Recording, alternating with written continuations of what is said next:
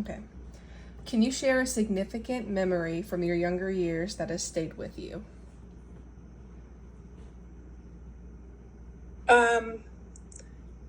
Yes. Okay. And since you're dating my son, this is significant, I think. When I was pregnant with Dylan, who's now 25 years old, I think. When I was pregnant with him, and I was in labor, his umbilical cord was around his neck. Oh my goodness. That happened instantly. It happened very, very quickly. And so that can turn into a dangerous situation in a split second. It got very dangerous, and it was a matter of life or death for Dylan.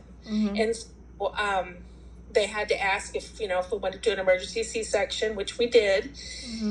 And they lost his heartbeat, Wow. and so it was very scary. And the last thing I remember saying before I went under is, because they actually knocked me out for this emergency C-section, is if it's up to me or the baby, take the baby. Make sure the baby lives. And I'll never forget that. Yeah. Well, I'm very thankful for him and his life, obviously, and thankful for your health, because I know you're a very, very important woman in his life. He talks about you very highly, very frequently. And even before I met you, he discussed how important you were, and he said, it's very important that you get along with my mom, because that's my best friend in the whole world. So, That's sweet. And I can see that, and yeah, it's very important, and it definitely shaped you into the mother who you are, and gave Tyler his little baby brother, and so what are some of the most rewarding aspects of your life? Being a mom, being my career. Those are the big three. That's the trifecta to me, is to be successful in all three of those areas of my life, is excelling in all of those. Because without those building blocks, you never really become the person you want to be. Because I feel like in life, our goal is to always keep growing, because we can never have one goal that's too high. And if we set our goal, like right now, if I set my goal for, whatever, I want to be this at age 60, I'm going to be chasing that my whole life instead of just doing those small building blocks. So I'm 23, so what can I do right now? Okay, right now I can get through school. That next step, what can I do after I get through school? So taking those small steps that build into your life and give you that life that you have. Right, and making sure you have goals, and when you meet those goals, to create the new goals all the time and never stop learning and growing. It's very important, because you become stagnant. And I think that's where those rewarding aspects do come in. Yeah. Because you wouldn't have, your beautiful house and your beautiful children and all these things that your life has to offer you if you didn't keep going and keep trying. Yeah. So, looking back, what are some challenges you faced, and how did you overcome them?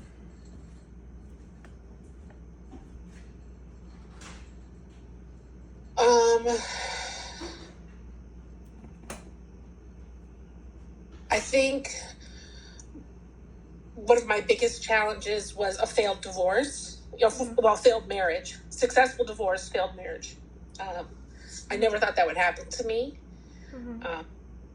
There's very few. I'm very, very proud to say there was very few things in my life that I failed at. And so, but it all worked out, because now you have Terry, and you've got some bonus kiddos that you could never have ever imagined. And yeah, that's exactly right. And it's just, and I tell my boys, when a door shuts, a window opens. You never know. And it seems like the end of the world, but there's always a positive that comes. We just don't know what it is, and it doesn't always happen right away. I remember Dylan told me, he's like, yeah, when Mom met Terry, I'd never seen her that happy in years. And he said that you were a whole different person, and it was the best thing to see, was his mama be happy. Oh, that's sweet. So, and your marriage definitely inspires me to want to have that with Dylan too. Have that relationship and have those good things. Right. I didn't think I'd be crying during this interview. It's okay. Crying's a good emotion. Even if they're happy tears, they're okay. They're good to get out. I cried today too, if it makes you feel better. So, stress. What are some of the most important lessons you've learned in life? Work hard. Mm-hmm. Nothing in life comes easy. Anything that's important in life doesn't come easy. You have to earn it. No hill is worth, losing on. No fight is worth relationships. It's either work hard on it or walk away from it. It's just, don't wake up every day hating who you're with, or how you're going to get along with someone. Either make a decision. Either you're going to work hard on it or walk away from it. Don't put up with it. I'm too short for shitty relationships. Yeah, I agree. And I think the thing a lot of people don't realize is that, like you said, nothing comes easy, and people will look at one small aspect of their life and they're not willing to build on it and try to make it better, because you can walk away from anything you want in life, but life is going to come back and give you a whole nother trial, a whole nother, is it a tribulation? Is that the word I'm looking for? Yeah. So that's what I think a lot of people have a hard time realizing, especially my generation, is that, you can't just give up and move on and the next best thing is going to be there, because there's always challenges that we have to face. And it's just about how are we going to overcome them, and is this problem that seems so big now, is it going to be so big in a day? Is it going to be so big in a year? I can look back even now at myself personally and think, okay, these things that brought me down and weighed me down so much that I never thought I would get through, I got through, and I have something beautiful from it. Right. I could have never imagined those things. Know at the time.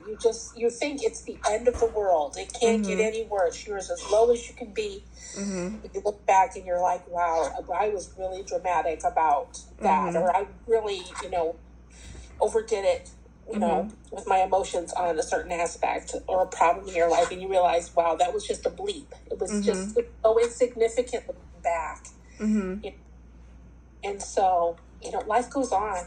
It goes on. And what seems like huge now, is nothing. Yeah. But it's hard to tell people that when they're living it. Right now it's, Dylan's struggling, and I'm like, I know it seems horrible and it sucks and it's just, life's hard, but it's, the problems you're having are nothing. Right. I hate to say that they're nothing, but it's just, you don't have a drug problem. You don't, you have a job, you have a house, you need to look at what do you have. Right. The foundation. Right. I also think a lot of issues with my generation in particular is that we really need to bring the world back to God. I think that's a big thing that my generation really lacks, is not having that relationship. And I know people have different views, and everyone's allowed to have their own views on religion, but me personally, with my life, I find that whenever I stray away from God is when I start having these problems. But when I get down back on my knees and I pray and I get in my Bible and I open it up, that things start changing for me, because everything I need is in the Word. And I actually was telling Dylan about this a while ago. I went to the gas station.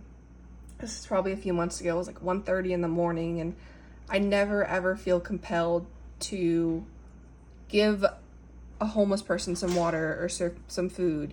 Times are tough for me too, but I felt very compelled to do that one day. I ended up having a talk with a gentleman, probably in his 60s or 70s, and we were just talking about God, and he pulled out his little pocketbook and he had these scriptures written down. He's like, I want you to go read these. And I talked to him for over an hour, and I did that very thing. I went home, got out my Bible, I went through it, and I studied that scripture, and I was like, wow, it's crazy, because I needed these things more than I thought I did.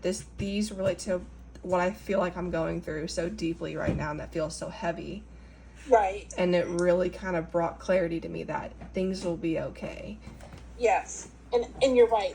this younger generation, I think you don't see religion in their lives very much at all. I've tried to encourage my boys get back to church. When they come here, they go, and they were raised in a Catholic church, but it's something that I can't force. I can't force somebody to do it. They have to just want to do it. They have to realize, and make it a priority. Because if you're forcing someone, it's not going to mean anything. They're just checking a box and going because it shuts mom up, right? Yeah. But I'm hoping that they both find their way back there, because the Bible really is a manual for life. It's how you get through life, and it's hard to just say, I want you to read the Bible. I don't even need them to open the Bible, but go to church and listen to what people smarter than you and have who've lived life longer too. Right. And listen, and I know neither of my boys are big readers, but just go and listen, that's just one step, just baby step, but I wish it was a bigger part of their lives. I think it's really important. Yeah, I think that fill a void that I think they have. I think that helps, overcoming challenges too, as well. Just being able to have that higher power who's going to take care of you. Right. I'll have to show you my little journal someday. Next time I see you, I have a bunch of studies that I go through. I used to do it a lot more frequently than I do it now, but I'll have to show it to you.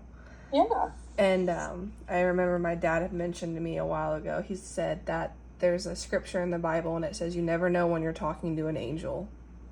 You never know when you're encountering an angel. And I've never seen that man ever again. And Ripley's a very small town. Usually you see the same homeless folks wandering around, but I've never seen that man again. So makes me wonder if I encountered an angel. And that's just a challenge that those challenges I was facing at the time. Talked to a stranger, gave him my time, and it opened me up to a whole new door of something that I probably wouldn't have done. Yeah. So, okay, I got about 3 more questions for you. Okay. What are some of the most important lessons you've learned in life?